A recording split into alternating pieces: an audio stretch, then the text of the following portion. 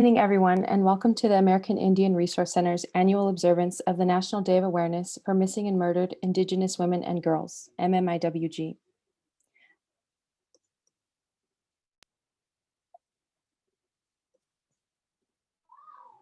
The American Indian Resource Center, AIRC, founded in the year 2000, is one of 6 resource centers at UC Santa Cruz. Our mission is to support the needs of American Indian students and increase Native visibility on campus. Throughout the year, we host speakers, workshops, and presentations that raise awareness about issues pertaining to Indigenous peoples. We are also home to the People of Color Sustainability Collective, POCSC. We are glad to be joined by all of you this evening. Please join me in welcoming Chairman Valentin Lopez of the Amah Mutsun Tribal Band, who will open our event.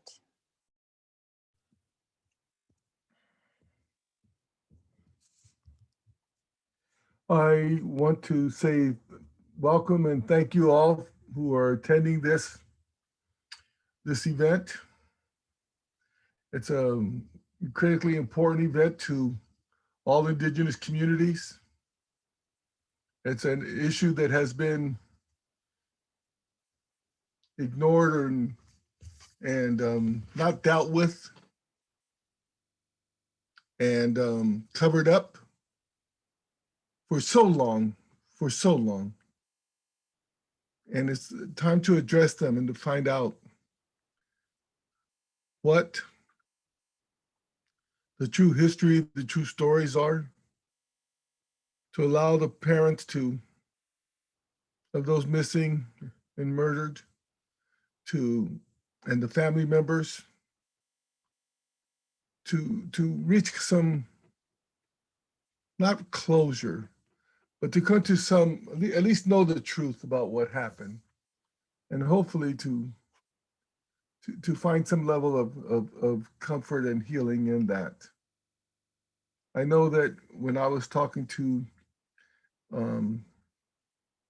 Dr.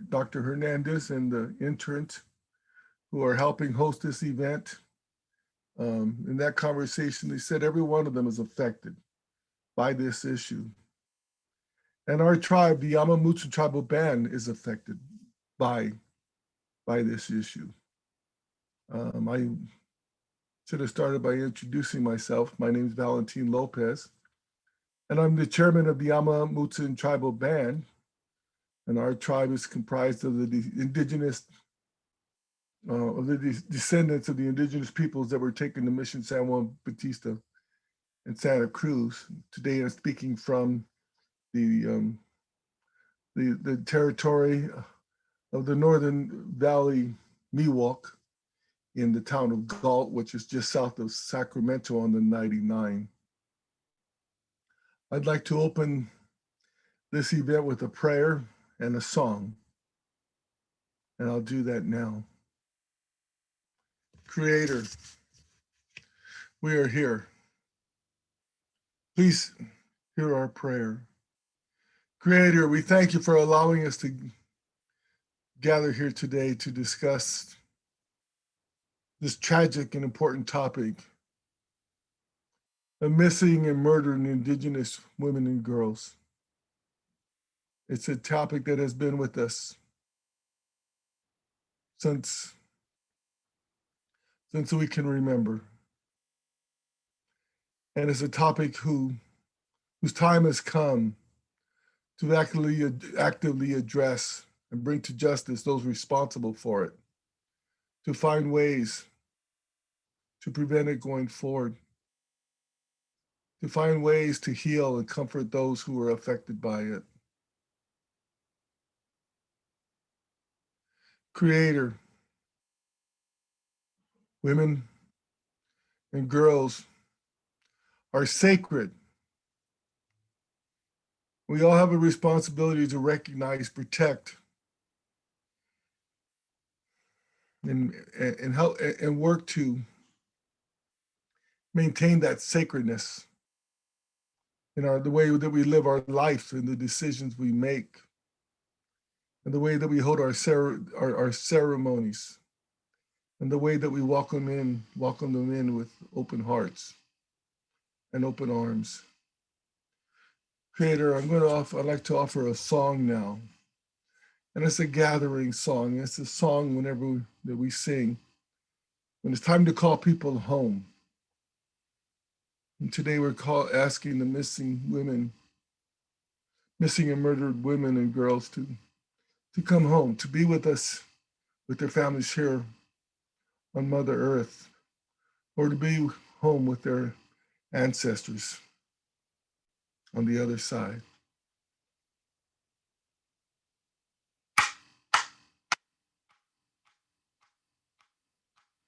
Truka huskane,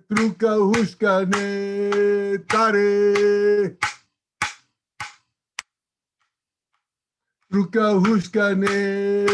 Truka huskane, tare. Truka huskane, tare.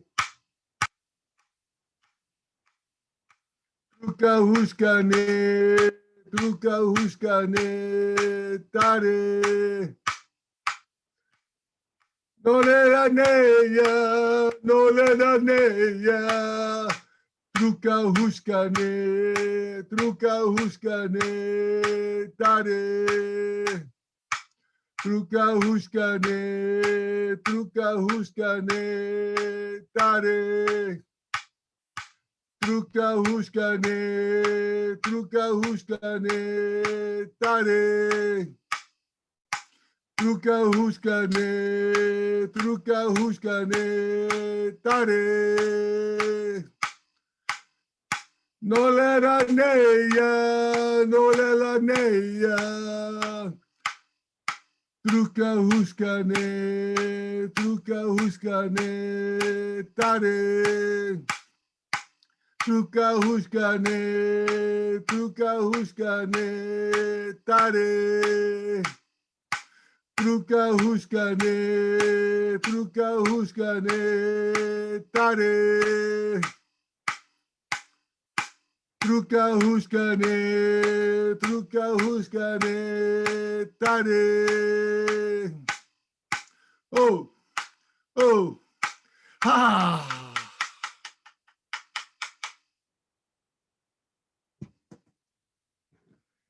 Creator, let this be a wonderful conference. A conference that brings us knowledge with our minds, our bodies, our hearts, and our spirits. Let us have clear vision and patience and love, Creator. Oh, thank you.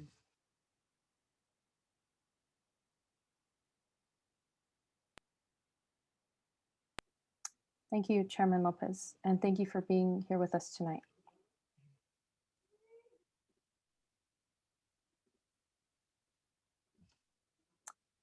Our center is hosting a series of virtual events dedicated to raising awareness about MMIWG. Today, members of the AIRC and POCSC teams will be delivering presentations about MMIWG history and statistics, art, activism in the midst of a global pandemic, the impact of extractive industries on MMIWG, and finally, how non-natives can be good allies to Indigenous peoples.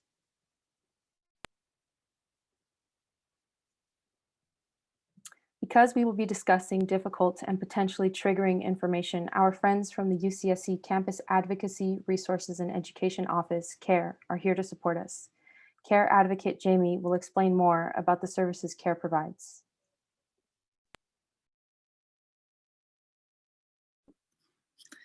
Hi everyone, my name is Jamie Floyd, she, her, and I am a prevention education intern at CARE.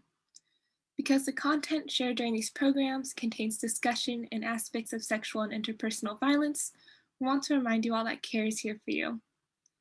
I'll briefly introduce the services and resources we offer, along with how to get in touch with us.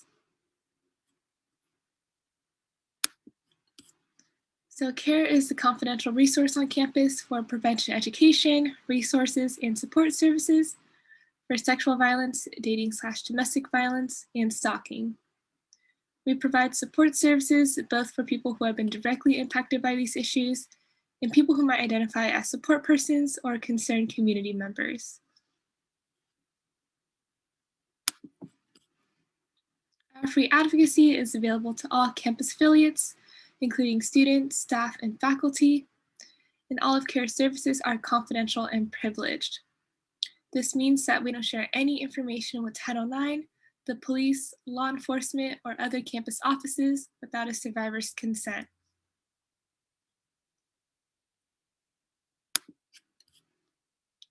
The CARE advocates are able to provide support in many different ways. They support survivors in their decision-making and understand the complexities that can arise from these issues. Our advocates are state-certified crisis counselors trained in using trauma-informed practices. Also, all of our services are survivor-centered, which means our advocates prioritize the rights, needs, and wishes of the survivor.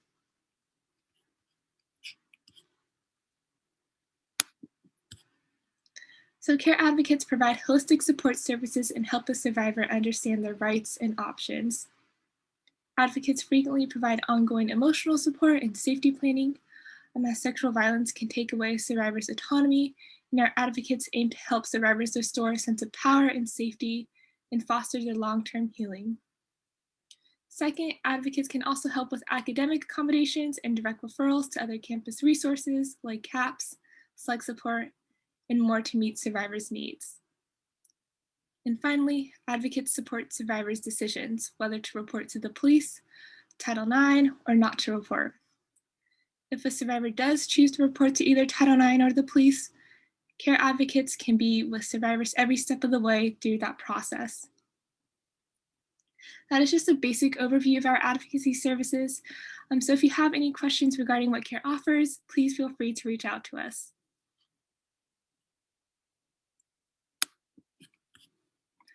For information on how to connect with CARE, we are open from Mondays to Fridays from 9 to 5, and our staff is working remotely and can be reached either by phone or email at care@ucsc.edu.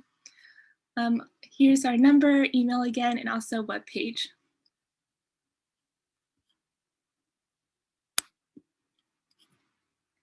As you are participating and engaging with the events in honor of missing and murdered Indigenous women and girls, know that CARE is here for you. Throughout this series of programs, one of our CARE advocates will be available by phone or text at the number we will put in the chat. So if you start to feel overwhelmed at any moment and would like extra support, please feel free to reach out to them.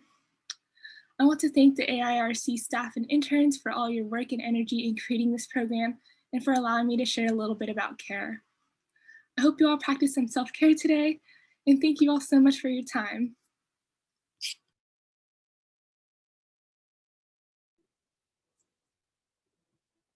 Thank you, Jamie, and thank you, CARE, for being with us tonight. As a content warning, today's presentations will cover topics of sexual assault and violence towards Native women and girls. For that reason, we urge you to take care of yourselves. So if you need to exit this call at any time, please do so. If you would like to have a confidential check-in with CARE advocate Kelsey about anything that comes up for you today, call or text 408-827-8399. This number is only available for the duration of today's event. For support from CARE after today, please call 831-502-CARE or email care@ucsc.edu. This information has also been posted in the chat should you need to access it at any point.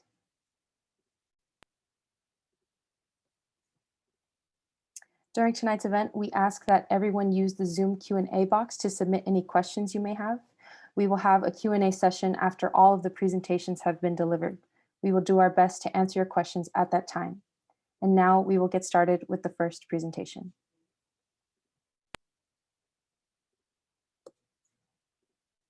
My name is Sarah. I use she, her pronouns. I am Paiute, Shoshone, and Pomo. I am a third-year intern at the AIRC, and I will be one of your first presenters. The AIRC began hosting an event in honor of MMIWG in 2019.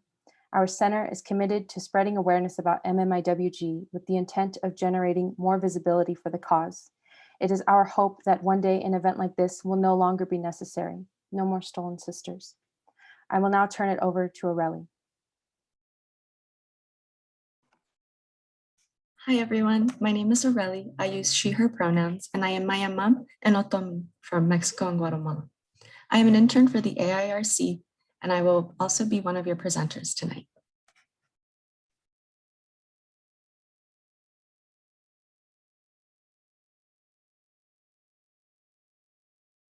First, we'd like to review some acronyms that you'll hear folks using when referring to the movement.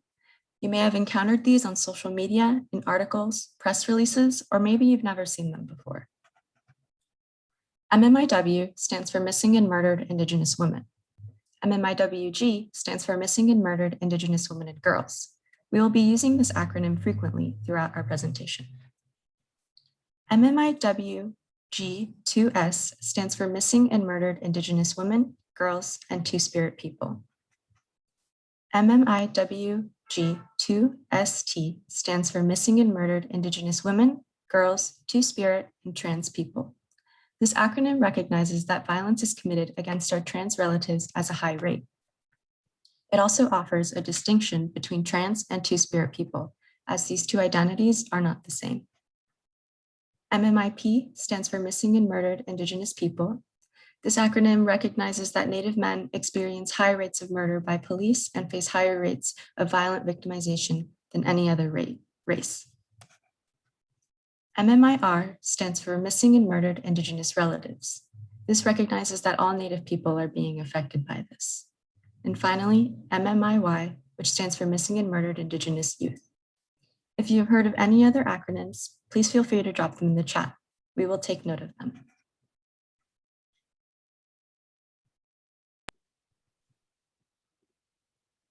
Now we're going to talk about how the National Day of Awareness came to be.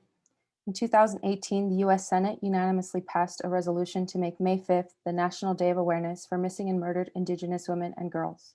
The resolution was introduced by Senator Steve Daines, who represents the state of Montana. The resolution seeks to honor the memory of Hannah Harris, a Northern Cheyenne woman from Lame Deer, Montana. Hannah was last seen when she left home on July 4th, 2013. When her car was found on the side of the road with 2 flat tires and Hannah was nowhere in sight, her family knew something was wrong. Because the police didn't take the disappearance seriously, however, Hannah's disappearance would go almost unnoticed until her body was found on the powwow grounds on the Northern Cheyenne Reservation on July 8th. She was only 21 years old and a mother to her then 10-month-old son. The resolution also seeks to commemorate other missing and murdered American Indian and Alaska Native women in the United States. The date for the National Day of Awareness is May 5th because May 5th is Hannah's birthday. Today, this year, she should have turned 29 years old. Catherine Sullivan, the former director of the Office on Violence Against Women, said this about May 5th. Quote, "This observance shines a light on the high rates of homicides of American Indian and Alaska Native women affecting Native communities throughout the United States," end quote. Though we have a National Day of Awareness, we remember to fight for and honor our missing and murdered relatives every day, not just on May 5th.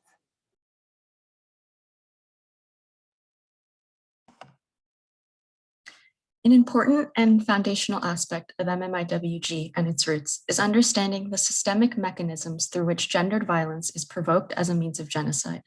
The mechanisms through which colonization is ensured can be seen in the effort to remove Native women from the narrative. The impact of erasure, history of violence against Indigenous women throughout US history. Since invading the Americas, the United States government has enacted legislation to promote the removal of Indigenous peoples through gendered violence. The 1500s was the first century Indigenous peoples experienced European colonization. They were subject to physical and sexual violence at the hands of the colonizers, forcibly removed from their lands for extraction of resources, all while colonizers worked to instill settler colonial concepts such as patriarchy onto Indigenous groups and enforced colonial domination. In their article, "Decolonization is Not a Metaphor," by Eve Tuck and K. Wayne Yang, state, "The horizons of the settler colonial nation state are total and require a mode of total appropriation of Indigenous life and land, rather than the selective expropriation of profit-producing fragments. Settler colonialism is different from other forms of colonialism in that settlers come with the intention of making a new home on the land, a homemaking that insists on settler sovereignty over all things in their new domain. The settlers make Indigenous land their new home and source of capital, and also disrupt Indigenous relationships to land, which represents a profound epistemic, ontological, cosmological violence. This violence is not temporally contained in the arrival of the settler, but is reasserted each day of occupation. In 1869, the United States passed President Grant's peace policy that enabled the government to fund boarding schools run by Christian churches and organizations. These schools, while running under missionaries and church officials, were sanctioned directly under federal law and state. These schools were erected on reservations until it became too easy for students to run away back to their homes. In the 19th century, Richard Pratt founded the first off-reservation boarding school to remove Native children from their homes at very early ages and not return until they were young adults. By 1909, there were 25 off-reservation boarding schools and 157 on-reservation boarding schools, where many human rights violations occurred. Native children were banned from speaking their native languages and practicing their native traditions. And in addition to the suppression of their native culture, there was physical, sexual, and emotional abuse throughout the schools. Colonialism seeks to wipe out identity. Pratt himself stated, "Kill the Indian, save the man." In the 1970s, thousands of Native women were unknowingly sterilized via hysterectomy by Indian Health Services, or IHS, during routine procedures. Those who failed to comply with IHS had their children taken and placed into adoption by the Indian Child Welfare Act of 1978.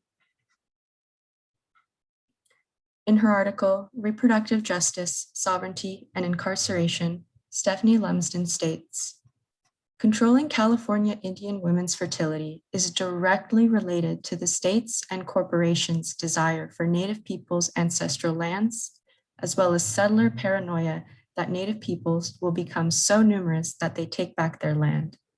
Among other scholars, Andrea Smith argues that a powerful metaphor of pollution thus emerges.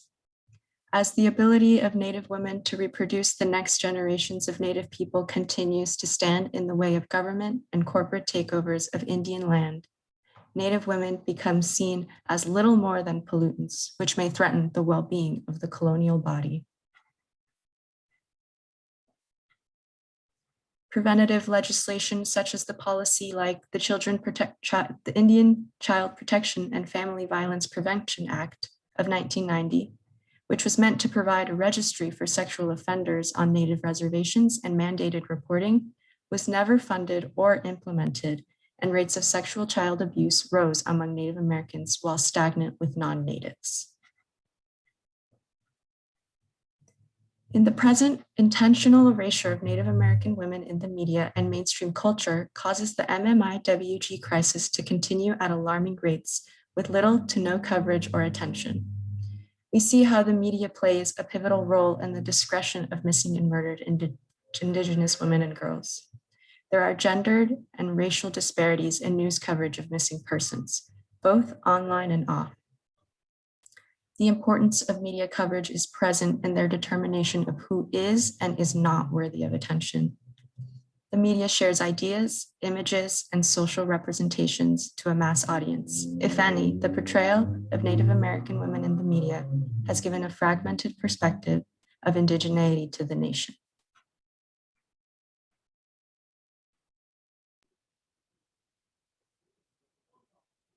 So when did this issue of MMIWG start? To answer this question, we look to the scholarship of Sarah Deer, a member of the Muskogee Creek Nation, a professor of women, gender, and sexuality studies at the University of Kansas, and an advocate who has worked to end sexual violence against Native women for over 25 years. In her book, The Beginning and End of Rape, Sarah Deer acknowledges that sexual assault and sexual violence have been committed against Native women since first contact with the Europeans who invaded this land. Interestingly, she critiques the use of the word epidemic to describe the high rates of violence Native women suffer. She recognizes it's sort of a flashy word and it really catches people's attention. Deer even admits to have used the word herself, but we must be intentional about our language. Here are a couple of quotes from the introduction of her book that explain why epidemic is not a very accurate description of what's happening to Native women. She says, using the word epidemic deflects responsibility because it fails to acknowledge the agency of perpetrators and those who allow the problem to continue. She goes on to say the word suggests that violence against Native women is a short-term isolated problem and that it allows society to absolve itself of blame. Deere says the word epidemic suggests that the problem originated independent of long-standing oppression, which we know to be untrue. Deere's last point is that rape in the lives of Native women is not an epidemic of recent mysterious origin. Instead, rape is a fundamental result of colonialism, a history of violence reaching back centuries. Because of Deere's scholarship, the AIRC refers to MMIWG as a human rights issue rather than an epidemic.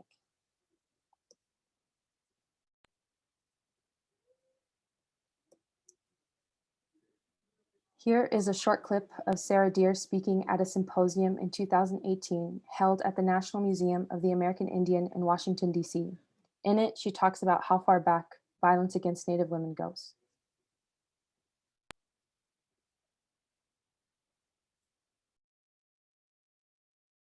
My favorite story from the 19th century about Native women is this wonderful figure named Sarah Winnemucca.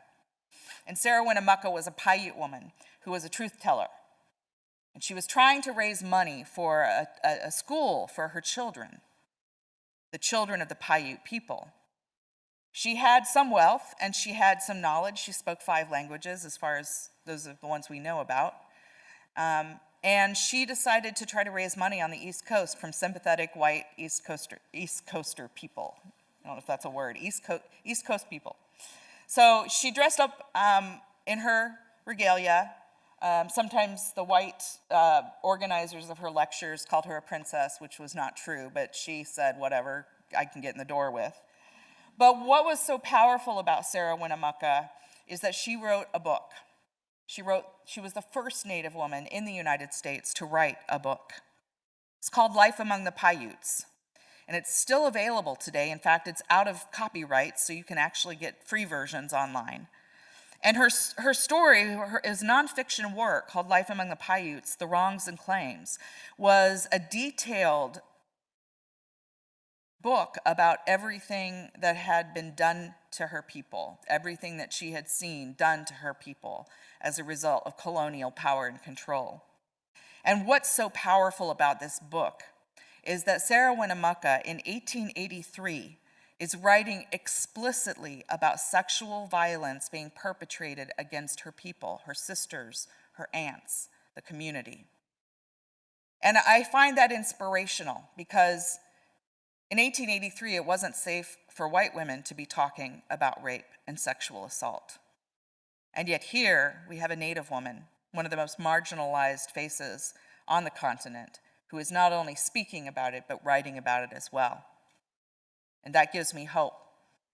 In fact, one of the things I have found frustrating in my work as a former rape crisis worker myself is that we often, when I would get trained this was back in the 1990s, I was taught and told that the rape crisis movement in the United States began in the late 1960s or early 1970s. And now that I know about Sarah Winnemucca and other women like her, I want to reclaim that and say the rape crisis movement in this country began with Native women who spoke out and wrote about our experiences.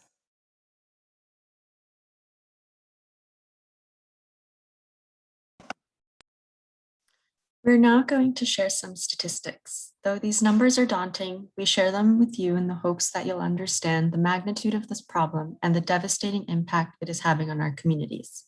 These statistics only further what we've always known, that the health and safety of Native women and girls are not prioritized and frankly ignored. More than 4 in 5 women, Native women, have experienced violence in their lifetime. Native women face murder rates 10 times the national average. Murder is the 3rd leading cause of death for Native girls ages 10 to 24, and the 6th leading cause of death for Native women ages 25 to 34. Please note that murder is not even in the top 10 leading causes of death for white women. Their leading causes of death include health-related issues like cancer, heart disease, and diabetes. In 2016, 5,712 cases of MMIWG were reported, but only 116 of them were logged into the Department of Justice's missing persons database. Natives only make up 2% of the population in the United States, but represent 5% of its missing persons cases. 75% of crimes investigated in Indian country involve homicide, rape, violent assaults, and child abuse. 95% of MMIWG cases are never covered by national or international media. And 97% of Native women who are victims of sexual assault experience this violence at the hands of non-Native perpetrators. The Freedom of Information Act is one of many bureaucratic obstacles that organizations and communities face when attempting to gather information about missing or murdered relatives. FOIA requests are lengthy, and when it comes to Indigenous cases, they require a lot of follow-up due to lack of communication on the department's side. Historically, the FOIA has been known to dismiss cases and information on Native women who were unknowingly sterilized by Indian Health Services. In a series of lawsuits by Native women and organizations, the FOIA has explicitly denied access to the information. Additionally, in the year 2000, author Sally J. Tropey, in her research for the American Indian Culture and Research Journal, was refused further release of documents regarding IHS facilities, sterilization policies of the 1970s, claiming that this author did not present adequate justification. Another example is of the Urban Indian Health Institute in requesting information from Juneau, Alaska, where police departments received another request from a separate institution around the same time, and it was assumed that they were the same request, which meant the UIHI's original request was thrown out. Another instance occurred with the Billings, Montana Police Department when the UIHI sent a second FOIA request, and the chief of police responded with, quote, "Your assertion that we have ignored a similar request from 8 months ago is false. Unless you sent your request elsewhere, this is the first time we have seen it," end quote. The UIHI responded with screenshots of the original request and had not been given a response to date.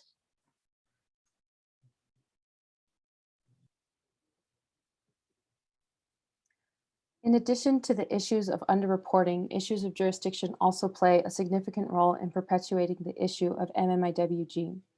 There are currently 574 federally recognized tribes in the United States, all of which are sovereign nations. This means they have their own laws and systems of government.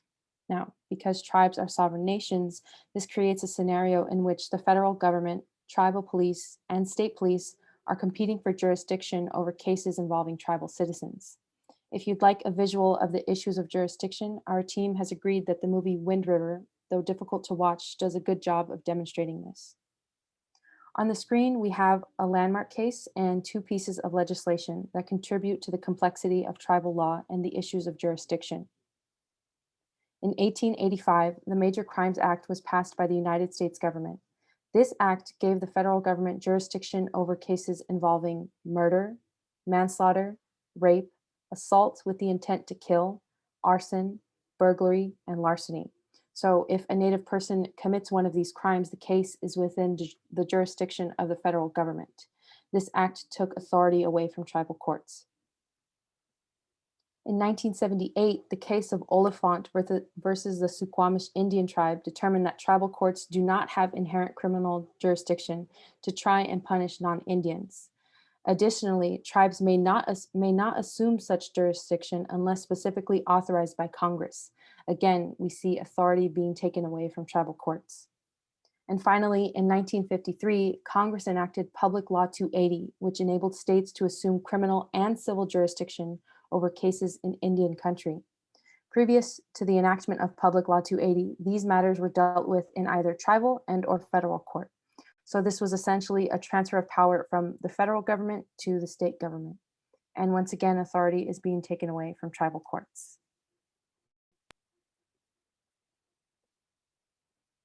I must mention that Public Law 280 is not implemented in every state in the country. Congress mandatorily implemented this law in Alaska, California, Minnesota, Nebraska, Oregon, and Wisconsin. The chart on the screen from the Tribal Law and Order Commission gives us a visual of how to go about determining the jurisdiction of a case in a state under Public Law 280. We want to highlight the right portion of the chart. And as you can see, when a non-native offender commits a crime against a native person, the jurisdiction is within the case is within the jurisdiction of the state. Public Law 280 is both controversial and complicated, and it has often been misunderstood and misapplied by both federal and state governments. With all these complications, it's obvious that the legal system is incredibly flawed and in need of reform. So much time and resources are spent on determining who's in charge of a case rather than actually investigating it and solving it. This means that more time passes that there's no justice for these women and girls, and their families are caught going back and forth watching lawyers and law enforcement try to work out legal technicalities. Meanwhile, their sister or their daughter or their mother is missing and or their perpetrator is still roaming free. That's even if families are fortunate enough to afford the cost of such legal proceedings.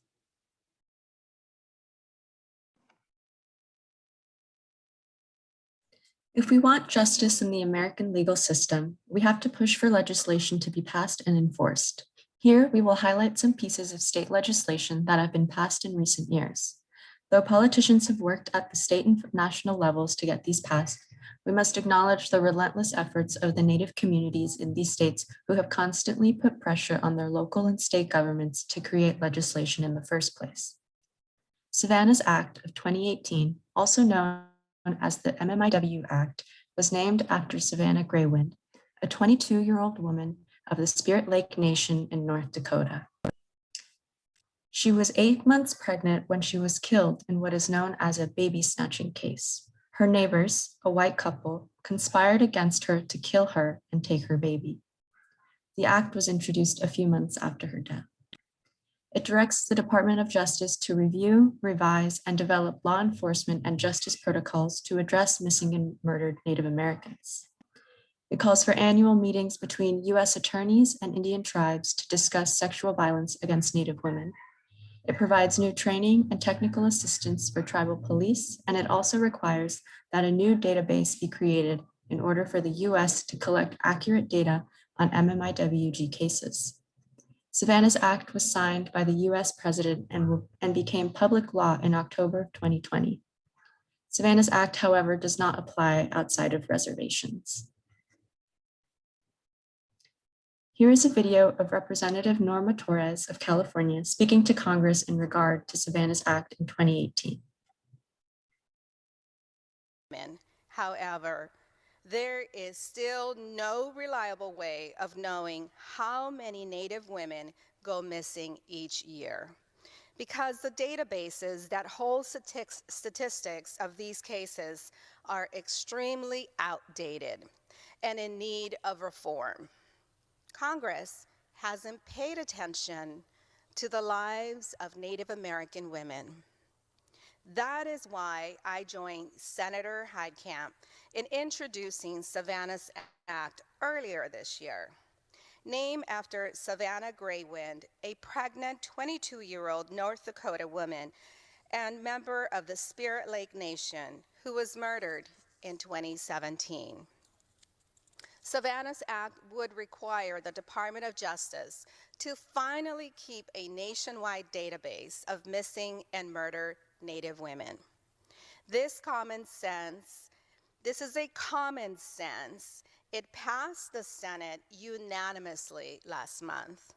But one member of this body has decided to prevent us from passing Savannah's Act, and the rest has capitulated.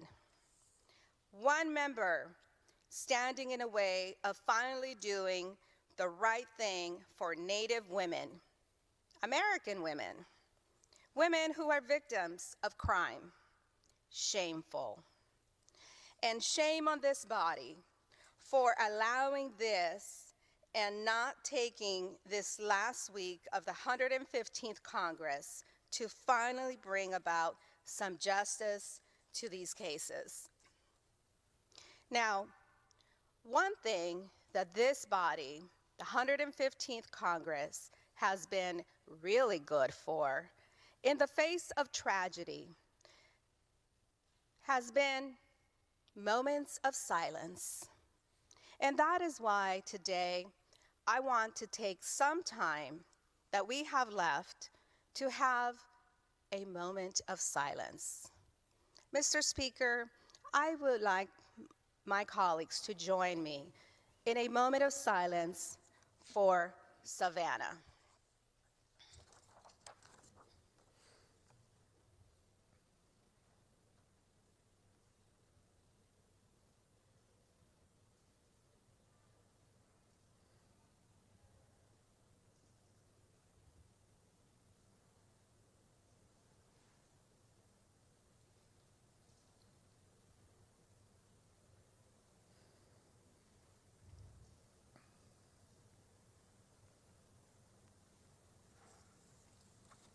Thank you, Mr. Speaker. To clarify, Representative Torres worked alongside Senator Heitkamp of North Dakota to introduce Savannah's Act in October of 2017. And for those of you wondering, Bob Goodlatte, a Republican who represented the state of Virginia, was the one senator who prevented the bill from being passed. Arizona House Bill 2570 calls for the creation of a study committee on missing and murdered Indigenous women and girls, made up of 21 people.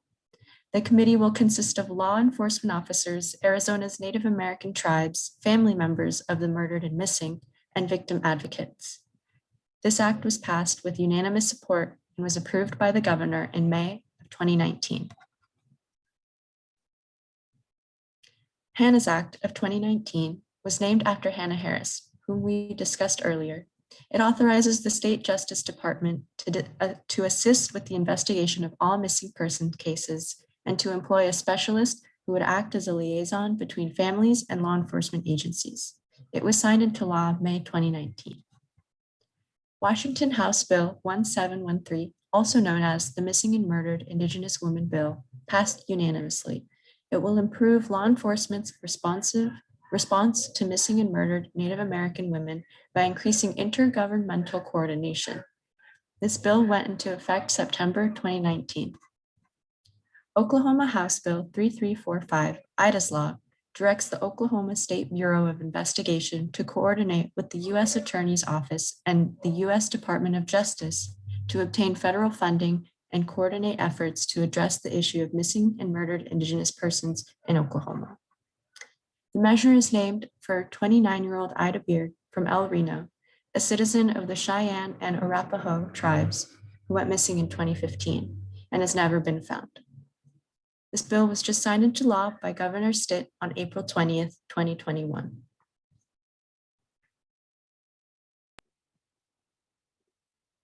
While it is important to celebrate the progress being made at the state level, we must remember that these laws don't address the needs of Indigenous women and communities all over the country, only in certain states. However, there have been recent calls for action and structural reform at the federal level. The Not Invisible Act of 2019 requires an increase of intergovernmental coordination to identify and combat violent crime on Indian lands and of Indians. More details about this act can be read at www.congress.gov. We've also sent the link in the chat for everyone.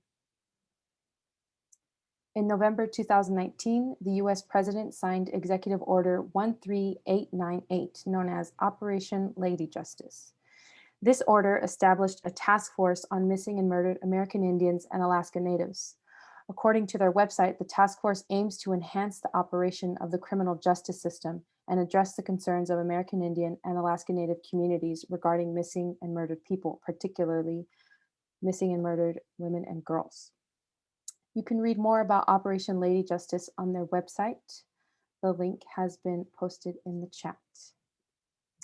As part of Operation Lady Justice, Secretary of the Interior Deb Haaland of the Laguna Pueblo has recently established a missing and murdered unit within the Bureau of Indian Affairs.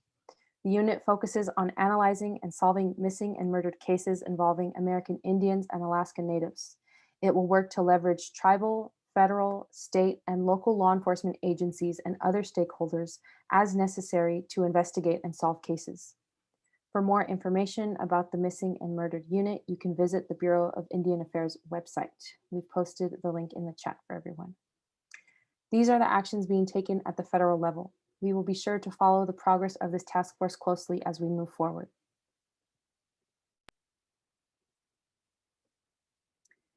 And though there is finally work being done at the government level to address MMIWG, we must not ignore the efforts of Indigenous peoples who have been at the forefront of the movement since its inception, who have worked to support and protect their communities when the government and law enforcement would not. We want to highlight a few Native people who are using their platforms to spread awareness about MMIWG and the high rates of violence against Indigenous women.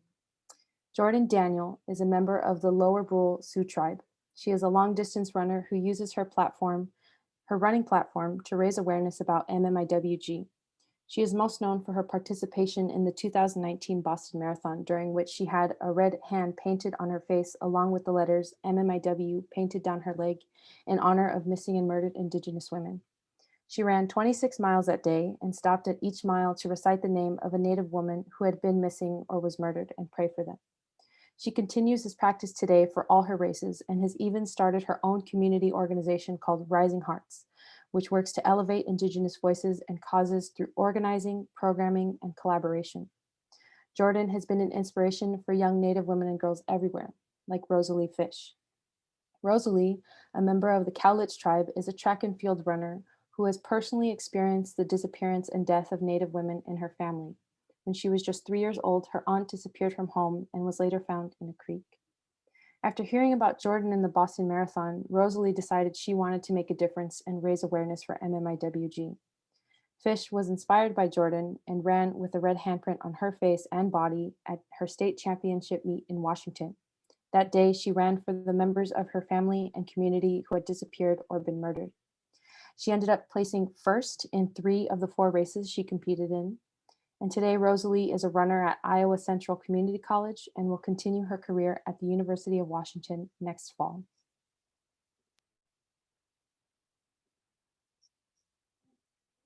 Corinne Rice Graycloud is Mohawk and Lakota.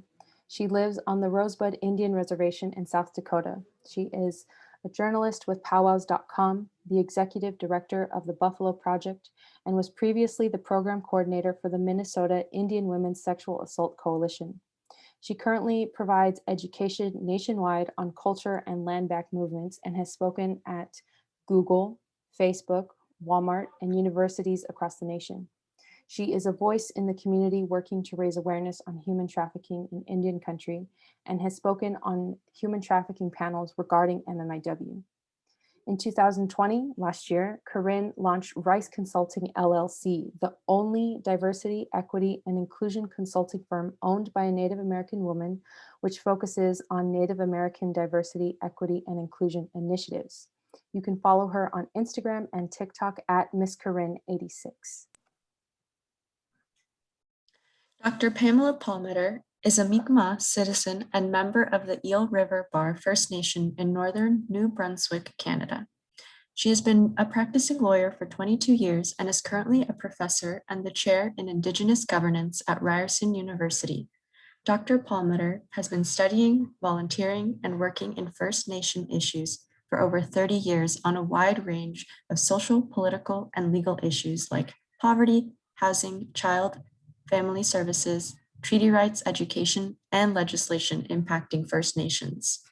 She was one of the spokespeople, organizers, and public educators for the Idle No More movement in 2012 to 2013. She has been recognized with many awards and honors for her social justice advocacy on behalf of First Nations generally and Indigenous women and children specifically, and most recently for her work related to murdered and missing Indigenous women. Dr. Palmeter currently runs her own blog where she reports on Indigenous news and issues in Canada.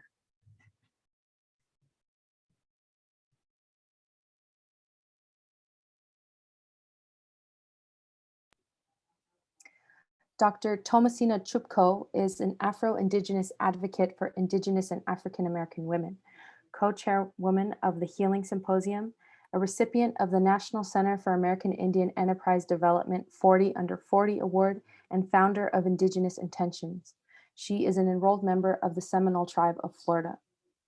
Dr. Tomasina seeks to inspire and empower women who are part of marginalized communities to find and understand their innate power and voice. She is also a senior designer for her cause jewelry brand, Indigenous Intentions. The intention is to increase awareness for Indigenous and women causes. She is driven to give back to Indigenous and African American communities. 100% of the proceeds for her MMIWG 2S products go to the National Indigenous Women's Resource Center. She has also partnered with organizations like MMIW USA, Strong Hearts Native Helpline, Indigenous Peoples Movement, Unicorn Riot, Black Visions Collective, COVID-19 Navajo Relief, and the Black and Missing Foundation. Dr. Kucha Risling-Baldy is Hupa, Yurok, and Karuk, and an enrolled member of the Hupa Valley Tribe in Northern California. Dr. Risling-Baldy is an associate professor and department chair of Native American Studies at Humboldt State University.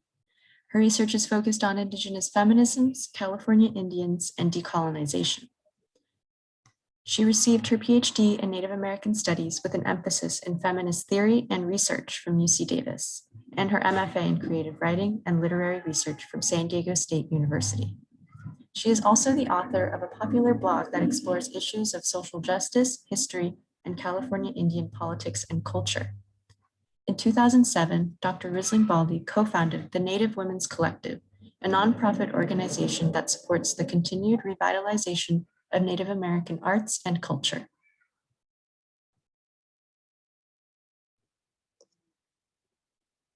Matilda Tilley Black Bear of the Sicangu Lakota is known for her dedication to the safety of Native women and sovereignty for Indian nations. Tilley was known as the founding grandmother of the movement to end violence against women in the United States and across tribal nations. In 1978, Tilley began her national movement by testifying at the first U.S. Commission on Civil Rights hearings on wife beating. The same year, Tilley went on to lead in building organizations such as the National Coalition Against Domestic Violence and the South Dakota Coalition Against Domestic and Sexual Violence. Tilley also organized in her home communities on the Rosebud Reservation, serving as a founding mother to the White Buffalo Calf Women's Society. She's inspired thousands from all walks of life to end domestic and sexual violence, and we honor her memory and life's work.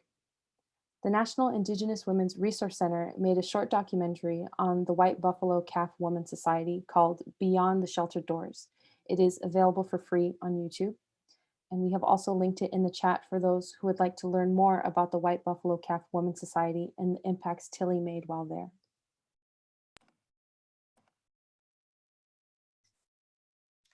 That concludes our MMIWG overview presentation. Thank you for listening. The following presentations will focus on specific topics within MMIWG. Please welcome AIRC intern Julia, who will talk to us about MMIWG Art. Hi everyone, and welcome to the art presentation of the American Indian Resource Center's Seeking Justice for Our Sisters, a virtual series dedicated to raising awareness for missing and murdered Indigenous women and girls event. My name is Julia Gavin. I use she, they pronouns. I am Navajo and Blackfeet. I'm also a second-year intern at the American Indian Resource Center. I'll be presenting different art pieces created to bring awareness to and document the missing and murdered Indigenous women and girls epidemic. The following art pieces take the forms of different mediums and demonstrate how art is essential in aiding social movements. Art, after all, is a powerful tool for commemoration. Public commemorations through art can help bring forward personal stories of colonial violence. Art as commemoration bears witness to injustice, recognizes human dignity of victims and survivors, and calls institutions, systems, and structures to account. This first one is a bookmark entitled J'existe, created by Jeanette Volan, in memory of her niece so that she and all the other missing and murdered women are not forgotten. The dark forest path on one side of the bookmark represents all missing and murdered women. On the other side, the same forest path, now brightly lit by sunlight, has a silhouette of a woman with her hands in the shape of a heart and the words J'existe, or I existed, to remind us that these women existed, that they were alive. The moccasins on this slide were donated by the women of the Conseil de Bande Dunamin-Shipu to honor the women who could not share their truths, the missing and murdered women. Moccasins are the first shoes a child wears. They wear moccasins from the day they are born until adulthood. These moccasins represent the first steps of a baby and symbolize helping children move forward in life. They are meant to protect the child from all harm and hurt, and so the empty booties represent the spirit of a missing child. This next art piece is a song written by Chris Scott, a non-native ally who heard about the MMIWG epidemic in the news. I will be playing a short clip.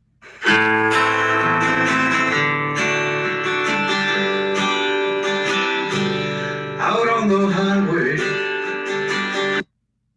mile after mile, the mountains surround me, in darkness they hide, the stars hang like teardrops, the moon lights my way. I'm thinking about you, like I did yesterday. Into the sunrise, I drive to the day, hoping to find you somewhere on my way.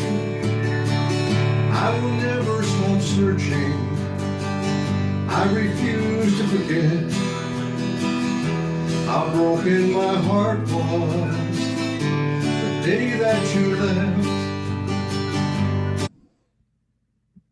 And that beautiful song is available on all streaming platforms if you'd like to check it out.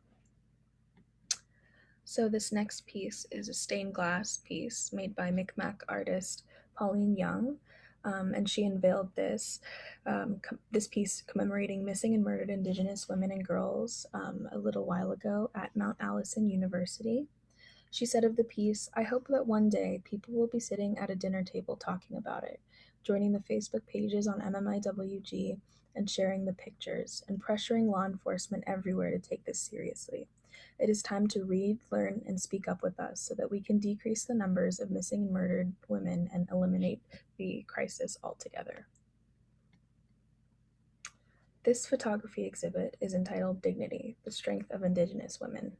Jonna Daskin, a Winnipeg photographer, uses a 175-year-old wet plate collodion technique, which dates back to 1850, to capture the strength of 20 Indigenous women and girls whose loved ones were murdered or have gone missing. He hopes viewers leave with a sense that they're looking at the faces of pain, and hopefully there's a realization that we all bear some responsibility for that. Daskin says of this, "I felt a sort of deep sense of injustice for Indigenous people. I felt like there's a massive national devaluation of Indigenous people and specifically Indigenous women, and that somehow, somewhere along the way, we allowed this to happen." The final artist I will highlight is feminist theorist and artist Joanne Barker. Barker is Lenape and a professor and chair of American Indian Studies at San Francisco State University. She also currently serves on the Sogorea Te Land Trust Board and the Critical Ethnic Studies Journal Edition Board. In her essay entitled Decolonizing the Mind, Barker talks about colonial violence and addresses the MMIWG crisis. She created 3 pieces of art to illustrate the complexities of this issue.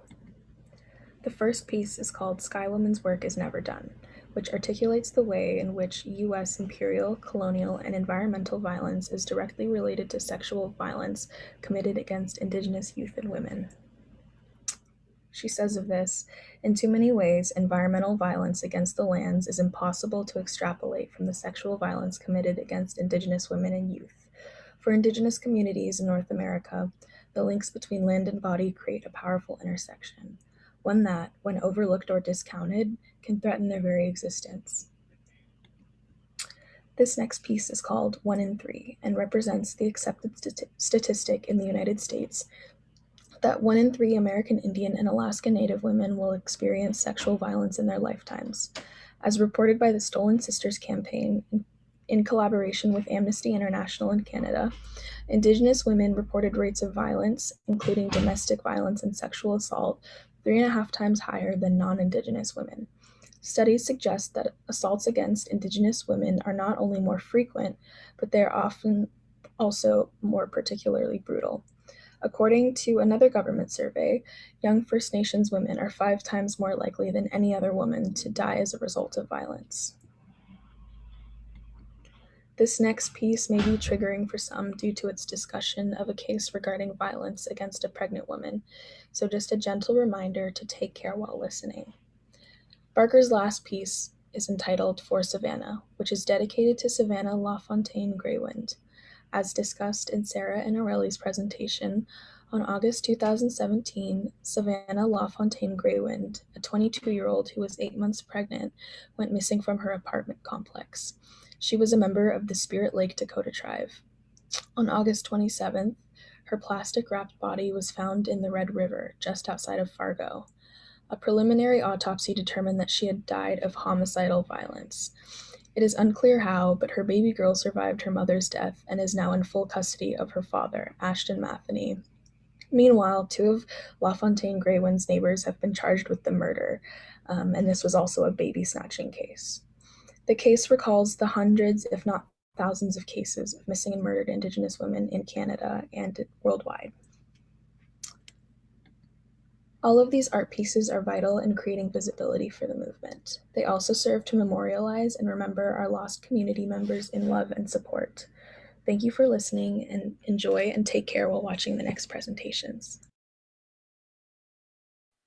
Hi, my name is Amanda Collins. I use she, hers pronouns. I am a member of the Muskogee Creek Nation, and I am a lead intern for the AIRC. I'm here to discuss advocacy for missing and murdered Indigenous women during COVID-19. COVID-19 has been devastating to our country, and for Indigenous communities especially, with COVID cases amongst Native people being 3.5 times higher than that of non-Native white Americans, according to the CDC. COVID has been a detriment to Indigenous women and MMIWG activism. Job loss, evictions, disease, and death have created increased stress in homes, which correlates with domestic violence. A 2020 study of 250 Indigenous Canadian women showed that 1 in 5 women had experienced domestic violence within the past 3 months. These women have few places to go due to isolation policies, and while Canada has allocated funds to women's shelters, most shelters aren't run by Native women or women who understand Native values and ceremonies, discouraging Indigenous women from seeking help. Operation Lady Justice, a statewide task force in Montana created to examine missing persons cases, was working on legislation to improve MMIWG databases, but due to travel restrictions, meetings have been canceled. Voices present at these meetings are vital for gaining insight on specific MMIWG cases, and unless gatherings are resumed, they could be left out of important legislation. Social distancing guidelines have also put a hold on public gatherings such as rallies and in-person vigils. Vigils give space for communities to mourn and honor their missing and murdered women and connect with advocates. They can also serve as a means to raise attention to the public authorities who might otherwise overlook missing persons cases. Without these outlets to express grief and seek justice, especially on top of the trauma caused by COVID-19, Indigenous communities risk our women being forgotten and our trauma suppressed. Despite the obstacles to in-person advocacy, Indigenous people continue to speak up for our lost women. By utilizing social media, virtual prayer runs, and fundraising efforts online, awareness campaigns have continued.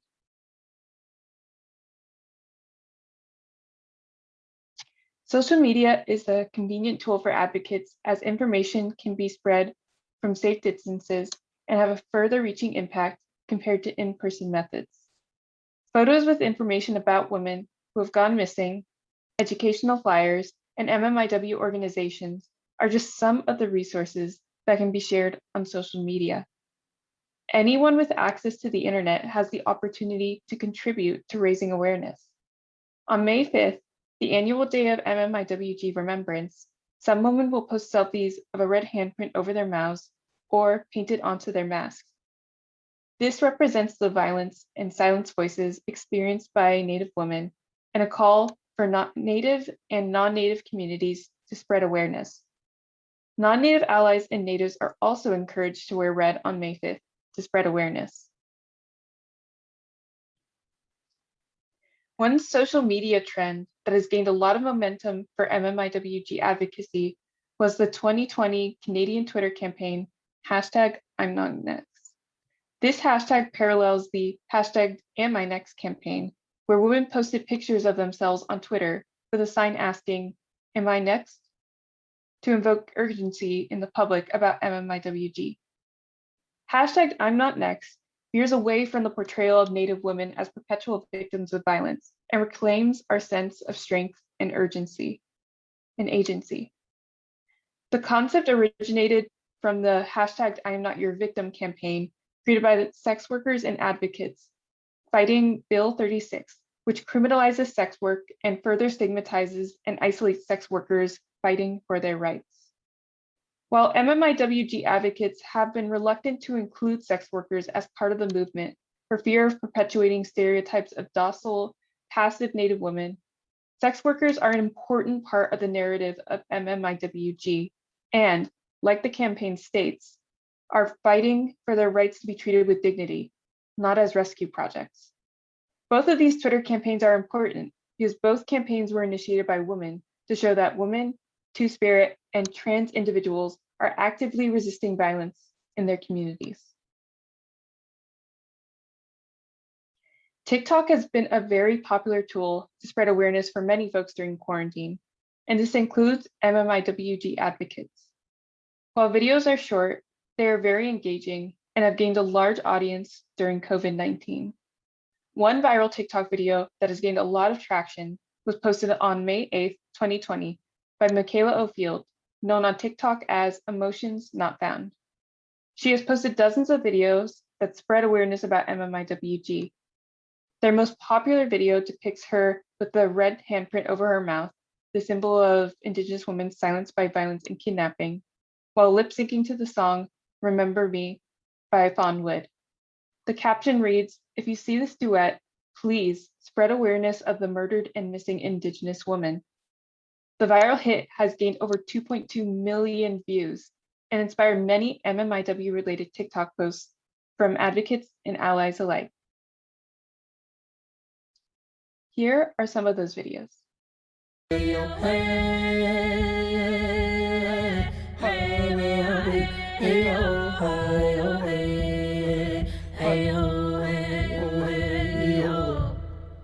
Remember me, remember me.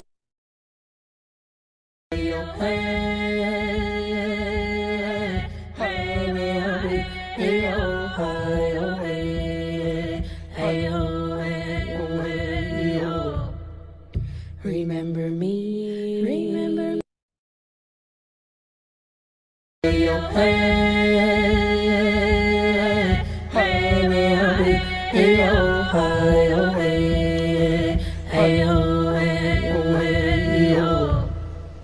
Remember me, remember me. When the sun comes up in the morning sky, there I will be, there I will be. Soaring with the eagle so high, feeling free. Remember me.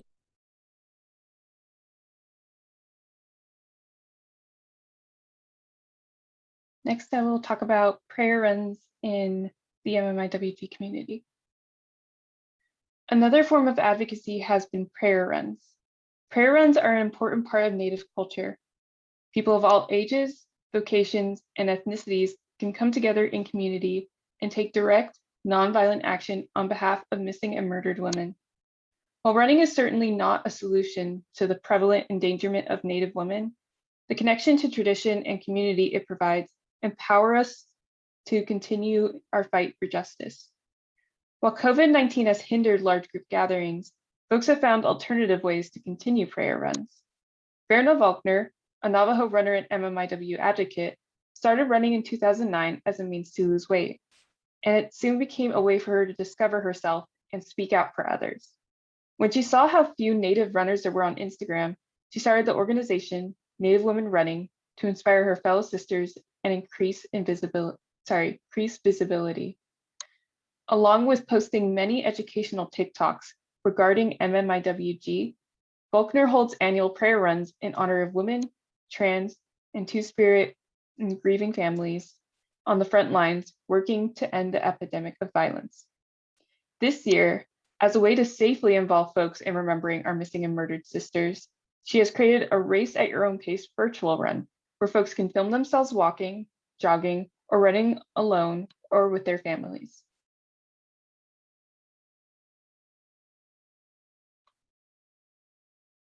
Next, I will talk about fundraising. Many fundraising efforts for MMIWG have also been made during the pandemic. Fundraisers range from large organizations like the Southwest Indigenous Women Coalition, who are accepting monetary donations to buy essentials for American Indian-led grassroots organizations supporting MMIWG, to smaller GoFundMe campaigns for self-defense classes and safety supplies, and even Facebook shops such as Christine's Beta Creations, who donate their proceeds from their red dress earrings to MMIWG organizations. One popular fundraiser started in 2020 and belongs to 19-year-old Emily McKinney. Emily, founder of Anishinaabe Bimishimo Corporation, created red jingle cones in honor of missing and murdered Indigenous women, with proceeds from her sales going to various MMIWG organizations. As jingle dresses represent healing, Emily hoped it would have a positive effect on Indigenous peoples and raise awareness to non-natives and entrepreneurs.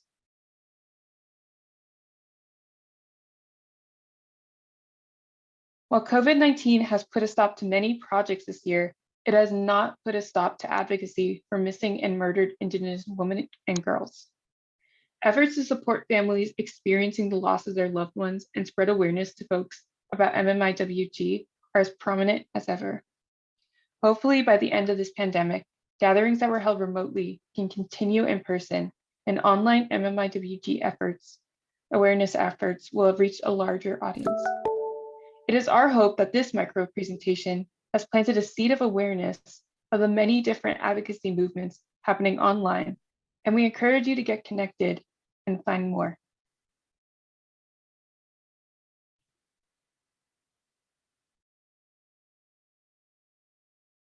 Thank you. And now here's our next micro presentation by the POCSC team. Hello, my name is Azarelli, and I am an intern at the People of Color Sustainability Collective, along with Chris, Valeria, and Josie. Tonight, we're going to present on the impacts of extractive industries and resulting man camps, and the relationship to missing and murdered Indigenous women and girls. Next slide, please. POCSC is an initiative brought up by the Resource Centers in collaboration with the colleges 9 and 10 and the Sustainability Office. We aim to make UCSC a leader not just in mainstream sustainability, but in environmental justice as well. We aim to accomplish this by incorporating the aspects of research, outreach, and culture, making it known that people of color make a huge contribution to the sustainability movement and should be at the forefront. Now we will begin the presentation. I will first define the term man camp so we're all on the same page. A man camp is a transient housing community that is composed predominantly of men who work within the industrial facility. These camps are often set up in rural and isolated settings when an influx of mill workers arrive to profit from nearby oil booms. When men arrive at these camps, there is an increase in things like drugs, crime, sexual assaults, and more. All of these events will naturally impact nearby towns as well as communities on reservation lands. Next slide. There are two types of man camps. One is documented camps, which are run by large corporations. And the other type is undocumented camps, which has up to 100 trailers. Undocumented camps are not found on maps as they are set up by landowners such as farmers who rent out the trailer spaces to transient workers.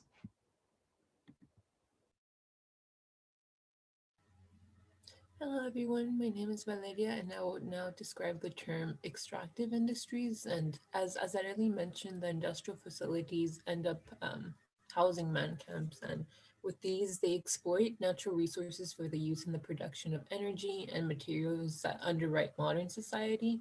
In the process of exploiting the natural resources, they often leave a wake of environmental hazards that disproportionately harm proximate human and non-human life. And because of the logistics of the entire world running off the distribution of materials and energy, extractive industries are extremely lucrative through these processes are not distributed evenly. And due to the pollution side effects, extractive industries often exist in communities of color who hold less political power or class mobility to avoid these consequences. And their presence can tear apart communities because they're in a disparity in who financially benefits from conducting such violence on the land, which robs the entire community of their health, even if a select few can profit from it. And moving on to the next slide, the relationship between madcaps, drug, crime, sex trafficking, and missing and murdered Indigenous women and girls. As Areli mentioned earlier, man camps bring in cheap labor of predominantly men that go to Indigenous land without any connection to the community. And these men don't have respect for the land, the community, nor the women. And they don't respect Native people because US history continues to portray Indigenous people as inhumane and disposable, as impediments to progress. And most Indigenous women that are missing are also in very close proximity to man camps. And man camps are a threat to Indigenous communities by continuing these forms of oppression. Hello, I'm Josie, and I'm going to continue this conversation about the relationships between man camps, drugs, and sex trafficking. The U.S. Bureau of Justice studied crime in Montana and North Dakota and found that the rate of violence increased by 70% when man camps were introduced. According to the University of Colorado, the National Institute of Justice showed that Native women face murder rates at more than 10 times the national average, and in given areas, they are about 2.5 times more likely to face violence than white women. According to an article by Brandy Morin called Pipelines, Man Camps, and Murdered Indigenous Women in Canada, there are Native American women who struggle financially, and they're forced into selling their bodies to men at man camps. Additionally, they mentioned that there are women who became recruiters and groomers, so they bring in Native American women and girls into selling their bodies. Furthermore, another problem is that men at man camps bring in drugs into the area, and it turns into a drug trafficking site. And according to the report of Violence on the Land, Violence on Our Bodies, more drugs create more crime and trauma for families because of the struggle against drug addiction. In addition to drug addiction, there's also a lot of people that end up in jail because of using drugs or selling drugs. And hello, my name is Chris, and I'll now explain one particular case study at the intersections of extractive industry, man camps, and MMIWG. Fort Berthold Reservation comprises the 3 affiliated tribes, also known as the Mandan, the Hidatsa, and the Arikara nations. The Fort Berthold Indian Reservation exists on top of the Bakken Formation in what is now called North Dakota, an area of land that produces 1.1 million barrels of oil per day. North Dakota is the second largest oil producing state in the country. An oil boom exists and survives off the promise of bringing millions of dollars in revenue to the region. For these tribes, these funds could be used to build roads, schools, housing, and even health facilities. But as a result of the man camp arrival, this report explains that in 2012, the tribal police department reported more murders, fatal accidents, sexual assaults, domestic disputes, drug busts, gun threats, and human trafficking cases than in any year before. The surrounding counties offer similar reports, but there is one essential difference between Fort Berthold and the rest of North Dakota. The reservation's population has more than doubled with an influx of non-Indian oil workers, over whom the tribe has little legal control. In 1978, the Supreme Court case Oliphant versus the Suquamish stripped tribes of the rights to prosecute non-natives who perpetuate crimes on their reservation, rendering Native communities with little legal power to remedy the spillover effects of man camps. According to an article written by the Washington Post in 2014, after just 2 years of the arrival of man camps, crime in the region tripled. Nearly 90% of these crimes are drug-related, but also include murder, human sex trafficking, and even rape. The movie Wind River, based on a true story, documents the overlaps between MMIWG and the proximity of man camps from oil drilling. The film is powerful and chilling, concluding with the message, while missing person statistics are compiled for every other demographic, none exist for Native American women. Taylor Sheridan, the film's director, explains in an interview, sexual assault of a Native woman by a non-Native couldn't be prosecuted because it was a state crime on federal land. At the same time, if you were Native accused of assaulting a non-Native, you could be prosecuted twice, once by the federal government and once by the tribal police. It was a double standard of medieval proportions.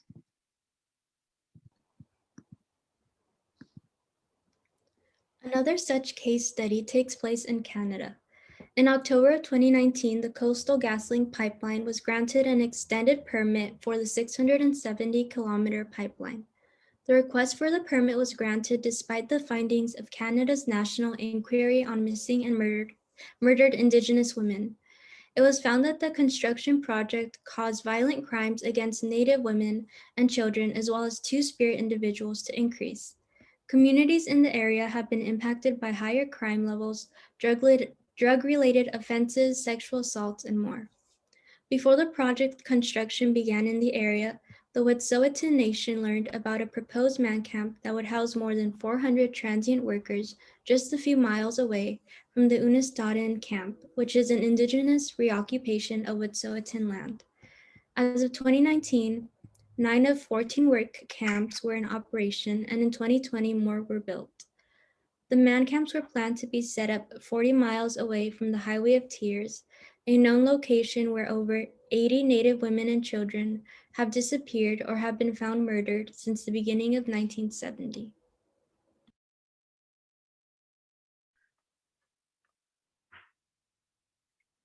Lastly, we just want to promote a few resources where you can learn more about man camps and the impacts they have on Native American women.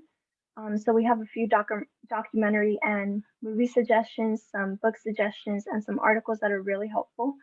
And the last source is an academic website that lists several studies about man camps and violence against Indigenous women. And thank you for listening.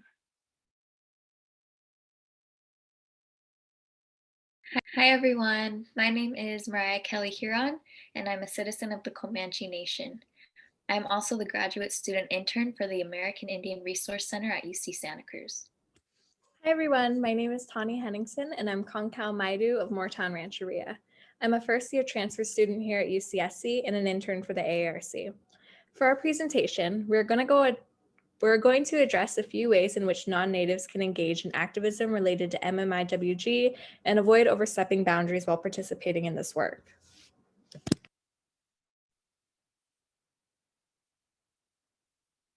Our first point of action is to educate yourself and your community. There are many resources available to learn about MMIWG, including books, articles, films, YouTube videos, organization websites, and informational events such as this one. I will be sharing some of our center's curated list of resources that you can pull from if you are on the journey of educating yourself about MMIWG.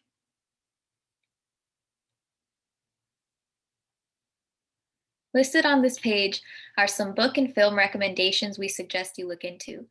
It is incredibly important to educate yourself about this human rights issue from the perspective of Indigenous women themselves, by reading books they have written and watching films they have contributed to.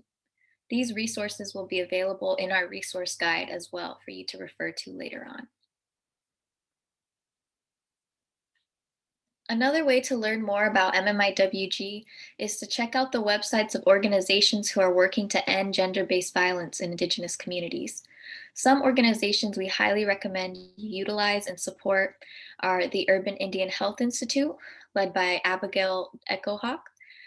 This organization conducts research and evaluation, collects and analyzes data, and provides disease surveillance to strengthen the health of American Indian and Alaska Native communities.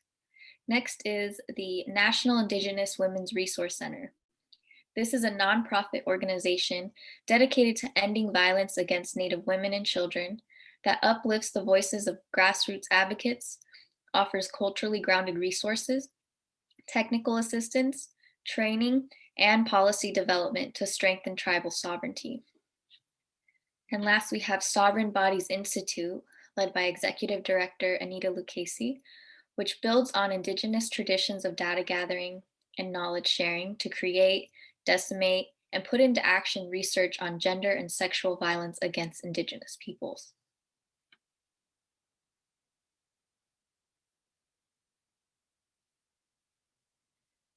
The amount of resources available related to MMIWG is growing more and more each year as more and more people become deeply invested in ending this human rights issue. We ask that before you ask a Native person directly for information about MMIWG, to always check first to see if the answer to your questions may be found in any of the resources we have suggested. This is a very emotional and difficult topic for Native people to discuss, especially with people who are not directly part of our families and our communities. And asking a Native person to provide sensitive information that may already be readily available to you by other means is something we want to avoid. Attending educational events such as this one is already a huge step if you did not have previous knowledge about MMIWG. Take the information you learned during our series and share it with others in your community, in your workspaces, and beyond, which leads to our next point. Our next step you can take to be a good ally is to speak up and speak out. In order to address the violence against Indigenous women, we must engage in psychological decolonization. Psychological decolonization can be defined as the process whereby people become aware of the processes and outcomes of oppression and their own part in it. In other words, acknowledge the privilege you have and use it to the advantage of the MMIWG movement. One of the largest hurdles in the MMIWG movement is the invisibility surrounding the persisting issue of violence against women. Indigenous voices have historically been oppressed and silenced, which is why it is crucial to have the support of privileged non-Native allies. Speak up in spaces where Indigenous voices may not be represented or acknowledged, and support those who do speak up. Use your privileges to be advocates, but never speak over Indigenous people themselves. Recognize your part in the oppressive system of patriarchy. Gender-based violence is upheld by those who fail to intervene. When men choose to distance themselves from the issue by saying, "not all men," rather than holding the men around them accountable, they uphold gender-based violence. Of course, not all men are abusers, but all men are responsible for ending gender-based violence around them. One of the easiest ways you can speak out is to support the MMIWG movement on social media. Boost Indigenous voices on social media by using your own platform to promote the cause. The MMIWG movement is on all platforms, but here are some Instagram users you can follow for education and updates on the movement. So first we have MMI Who Is Missing. This page is a wonderful resource for education and to stay in the loop with what is happening in missing and murdered Indigenous peoples movement. Next up, we have Miss Corrine 86. Corrine Rice Graycloud is a Lakota Mohawk journalist and an educator who holds frequent workshops on various Indigenous issues. You can check out her lessons on her IG stories posted at the top of her page. Next, we have missing.murdered.natives. This page posts information about missing Indigenous people and updates when they're found. And then we have nativin_LA. Jordan Marie Daniel is a Lakota activist and athlete, and you can follow her page for updates about community events and how you can support Indigenous issues. This information will be included in our resource guide. And then finally, you'll notice the use of the red handprint to represent the MMIWG movement in social media posts. We ask that if you do not identify as an Indigenous person, to not use the red handprint to raise awareness, as we would like this to remain a practice of respect and honor for Indigenous women and girls by Indigenous people. However, we encourage you to support and repost Indigenous activists who use this symbolic imagery instead.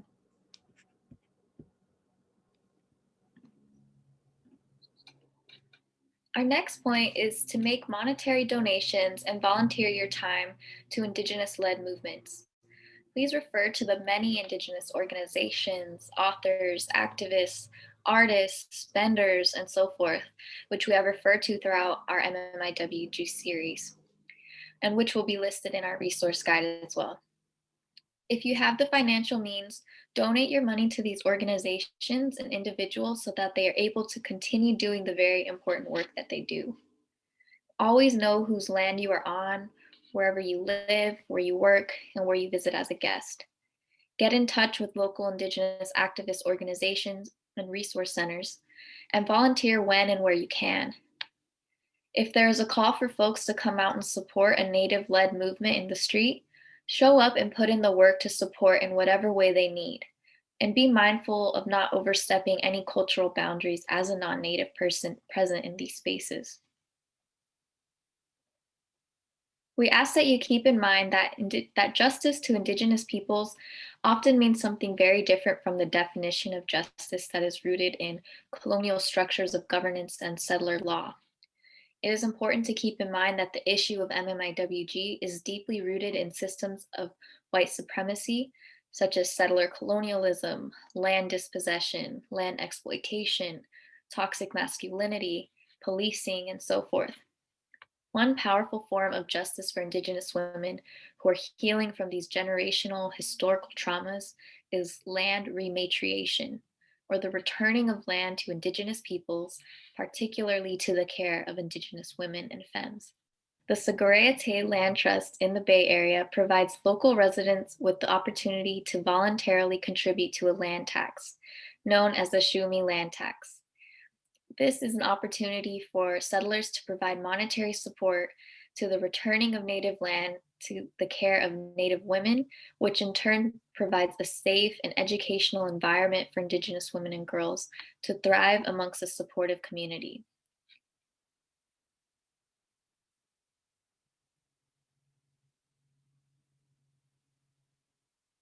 These are some examples of land that has been returned to Indigenous tribes in recent years. If you are someone who owns or will inherit land that has been acquired by Indigenous dispossession, consider giving this land back to the Indigenous peoples of this area to aid in this powerful process of rematriation.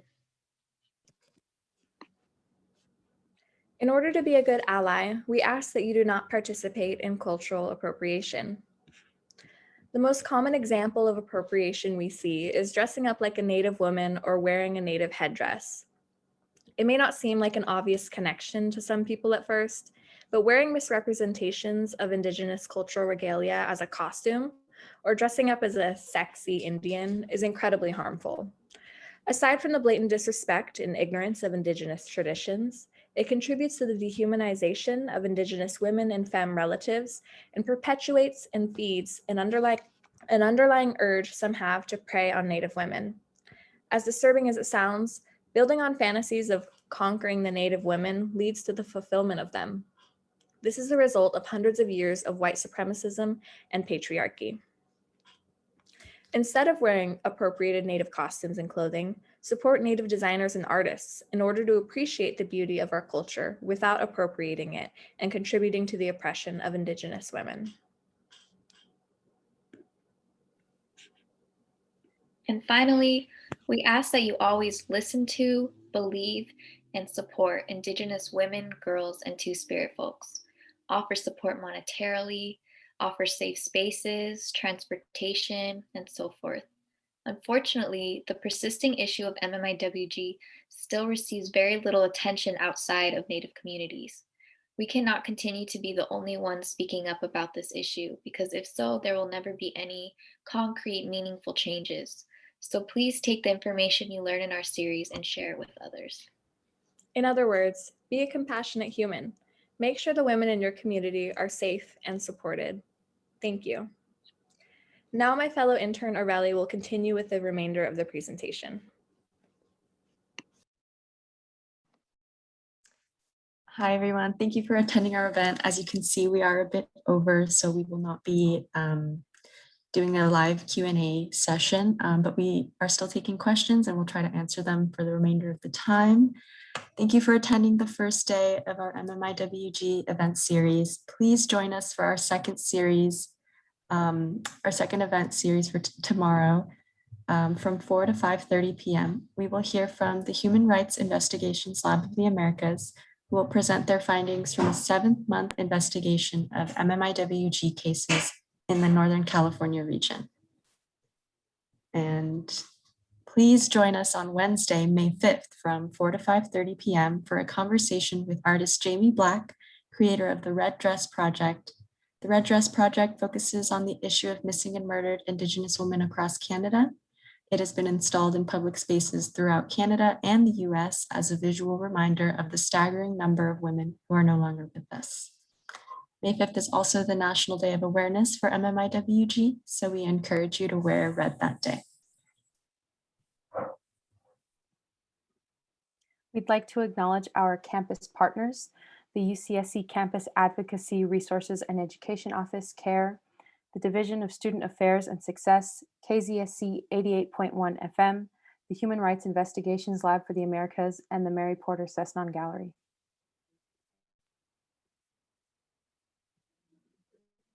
The AIRC has collaborated with the Mary Porter Cessnon Gallery to host a virtual red dress exhibit entitled In Honor of Our Sisters, inspired by the work of artist Jamie Black.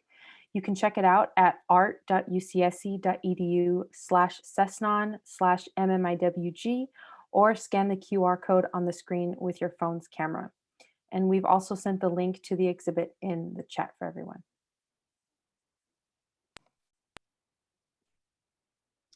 We ask that you complete our evaluation form. The link will be posted in the chat and it will also be emailed to you later today. We want to ensure that our programming is serving its purpose and our community. Additionally, if you submit an evaluation form, students, you'll be entered to receive some MMIWG items and recipients will be contacted via email. If you would like to stay connected with the AIRC, you can follow us on our social media accounts and subscribe to our newsletter. We are on Facebook at AIRC.UCSC, Instagram at AIRC-UCSC, and you can subscribe to our newsletter by going to our official website at airc.ucsc.edu.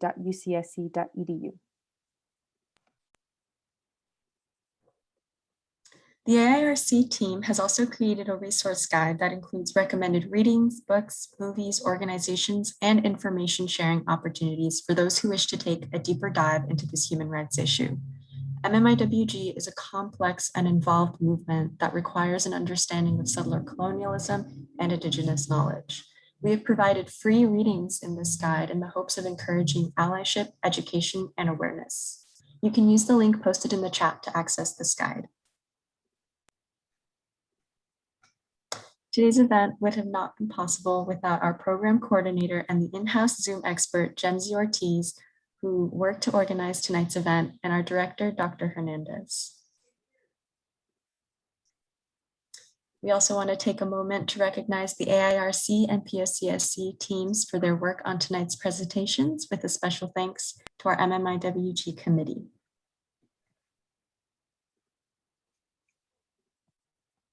Thank you again for being with us tonight, everyone. Our team would like to leave you with these words from Leanne Simpson, a Anishinaabeg writer, musician, and academic from Canada.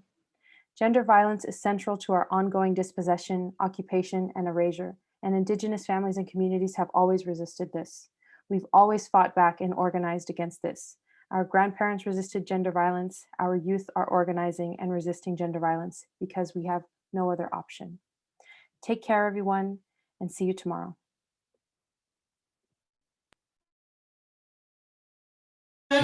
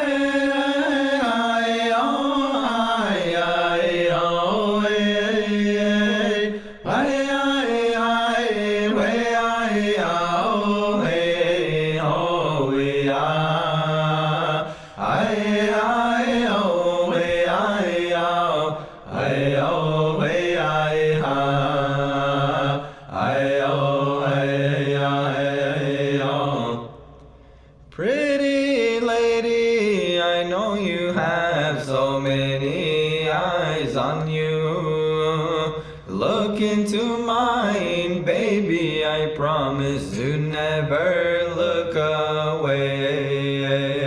I-oh,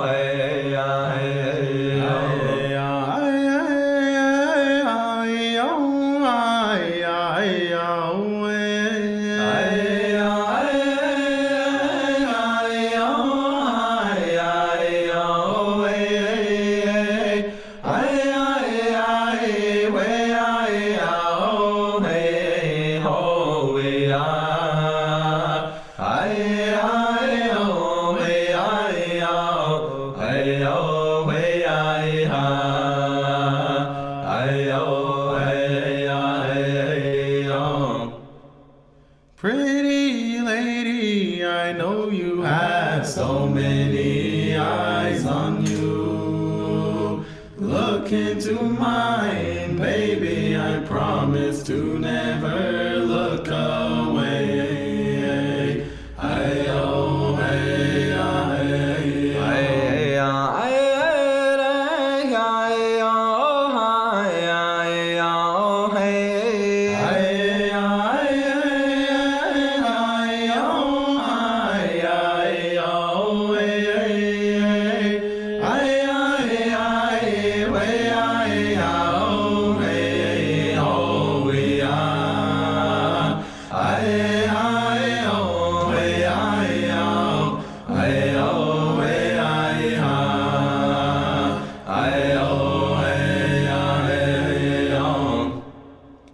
Pretty lady, I know you have so many eyes on you. Look into mine, baby, I promise to never